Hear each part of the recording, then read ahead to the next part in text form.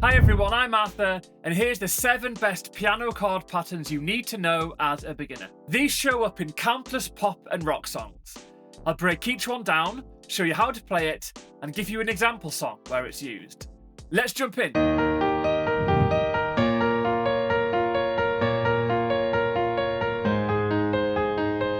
This one is one of the most famous patterns in modern piano, and you'll recognise it from Coldplay's Clocks. So if we break up a chord with 3 notes in it, for example the C major, and we label them the top, because that's the top end, the middle, and then the bottom of the chord, the pattern here you're going to use is top, middle, bottom, top, middle, bottom, top, middle. And in the left hand, you're just going to add an octave root. So it's a C, so you play a C and a C underneath. Then 1 bar on the C major chord would be top, middle, bottom, top, middle, bottom, top, middle. So then if we apply that to the chords in Clocks, you've got the E flat major, B flat minor, B flat minor again, and then the A flat major.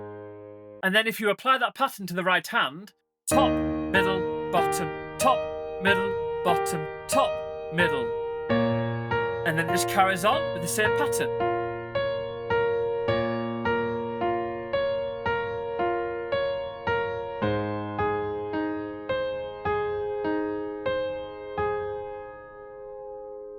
And when you're doing this, if you've got a sustain pedal, press it down and you can reset it between each new chord change and it helps the notes to ring out. And you can literally apply that to any chord progression. For example,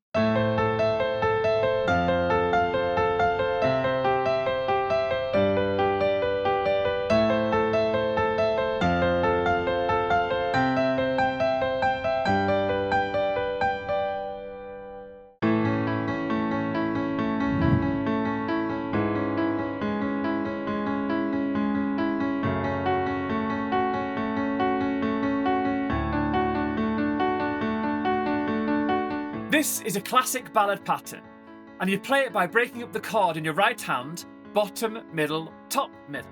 And then you just repeat that 4 times per bar. So just applied to C major, you're going to go bottom, middle, top, middle. In your left hand, you can either play a root, an octave, or you can do a fifth. 1, 2, 3, 4, 5.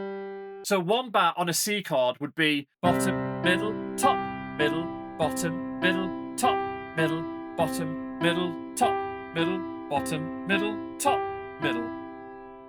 And that pattern is used throughout the whole of Someone Like You. It starts in the A major, but with the bottom, middle, top, middle, bottom, middle, top, middle, repeated 4 times. And then the C sharp minor, bottom, middle, top, middle. F sharp minor chord, and finally the D major version.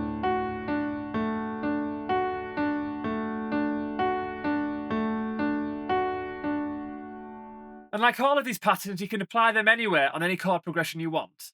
For example,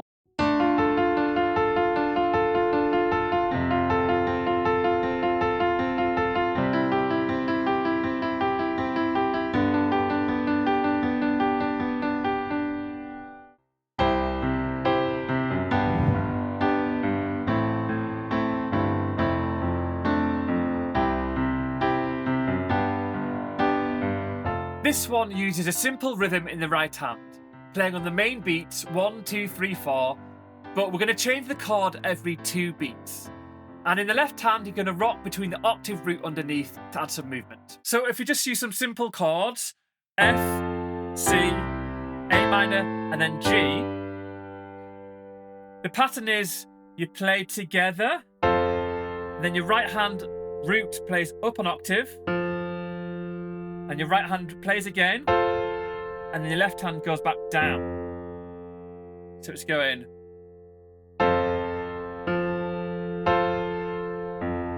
We'll do that on the C as well. The A minor.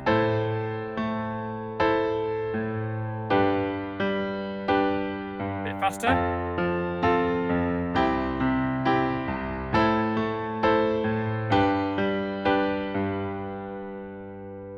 he does do a few of the little tweaks as well. For example, in the left hand, he goes like this.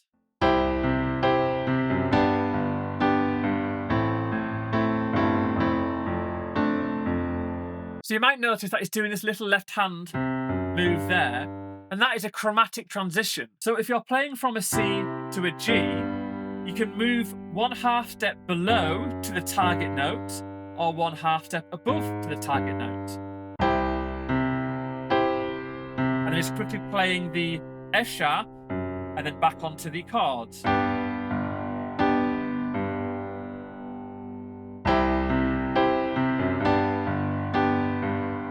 So if we apply that to our chord progression, it would sound like this.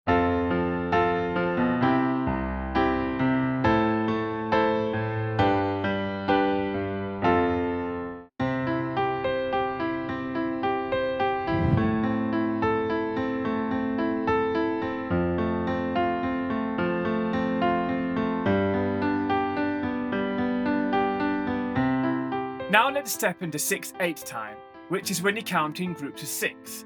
In the left hand, we're going to play a root, and in the right, we're going to go through the arpeggio.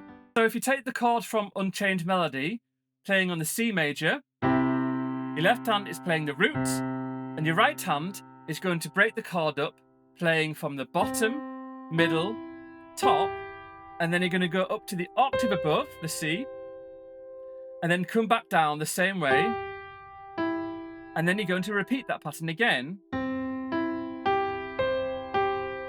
finishing on the E there, not going down to the root, like this.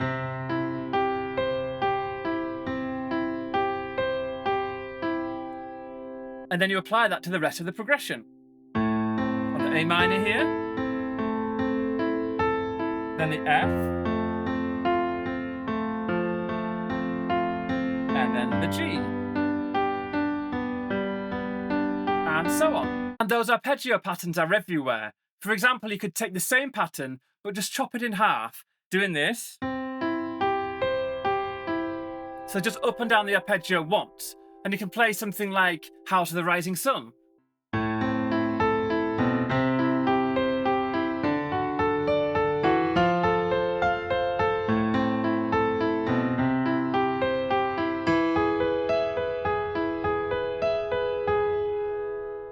If you're enjoying this video, then you might be interested in signing up to Bird's Piano Academy. There's a whole range of step-by-step courses, including ones in blues, jazz, ear training, sight reading, boogie-woogie, as well as the Ultimate Piano Chords course, which will teach you from scratch how to play piano without needing to learn to read sheet music. I'll leave a link in the description below.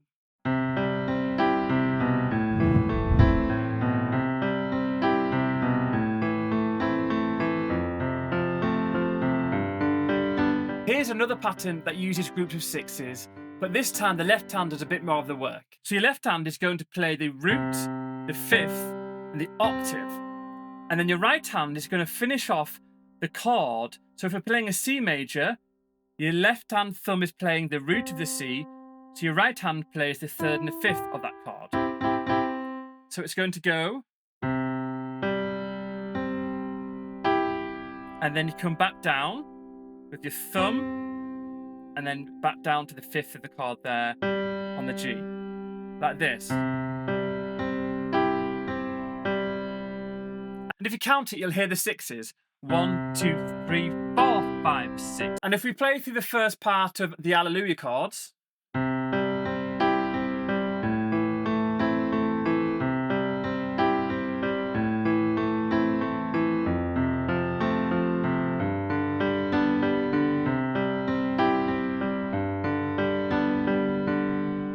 and you can play that on any chord.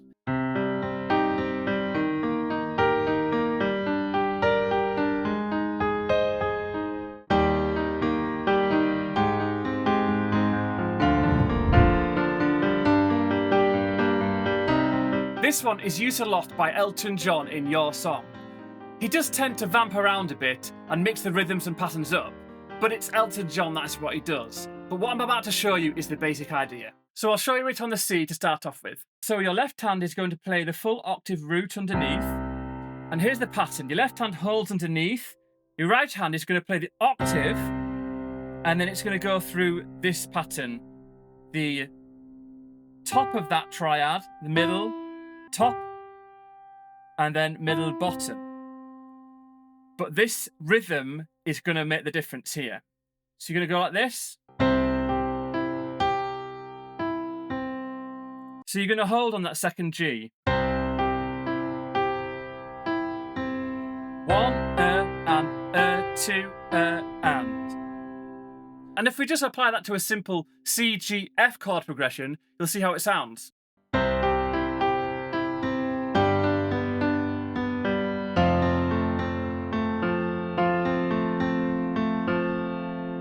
And now let's just take some chords from your song.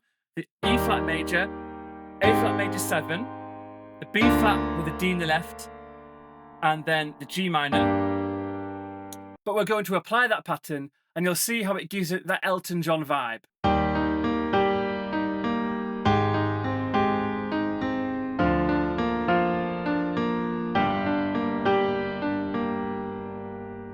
It's cool, isn't it?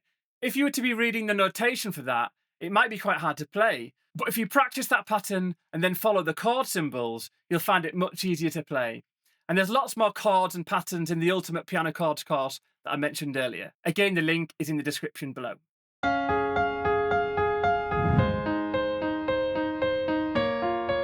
And finally, let's try the rocking thirds pattern.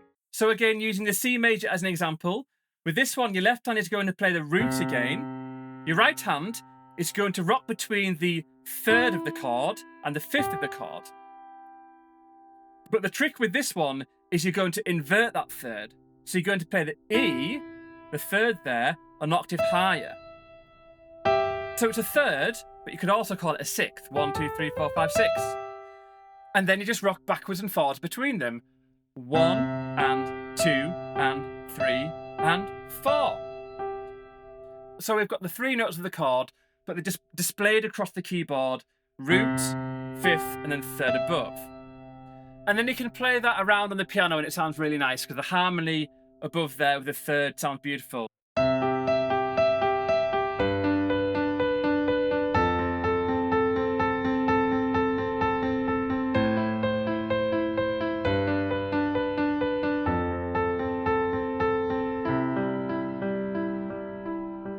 And there we have it, 7 essential piano chord patterns everyone should know.